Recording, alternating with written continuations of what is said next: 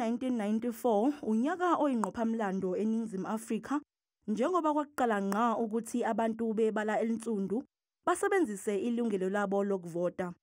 Ngawo lo nyaka kwanqunywa ukuba kusungulwe inkantolo ezomela wonke umuntu waseNingizimu Afrika.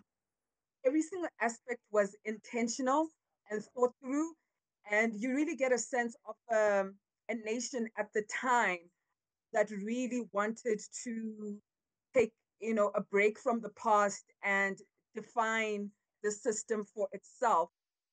Umengameli wokuqala wentando yabantu uNelson Mandela waqoka ummeli owayesemkantshubomvu uArthur Chaskalson njengenhloko yokuqala yalenkantolo.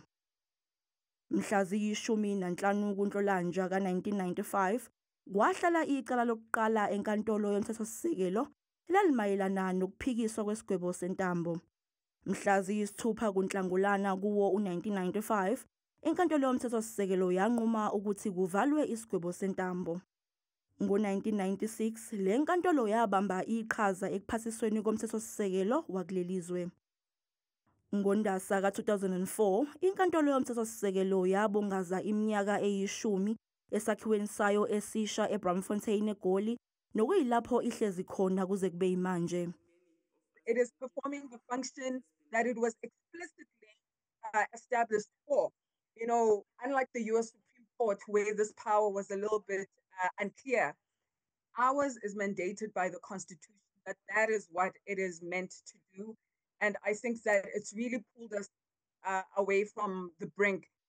Selokhu yasungulwa lenkantolo isibe nezinhloko zamajaji eziyisithupha kusuka ku-Arthur Chaskalson kuya kuPius Langa, uSandile Ngcobo, Mogoeng Mogoeng, uRaymond Zondo kwaze kwafika koyinhloko yamajaji njengamanje uMandisa Maya, nongowesifazane wokuqala ukuba kulesi sikhundla.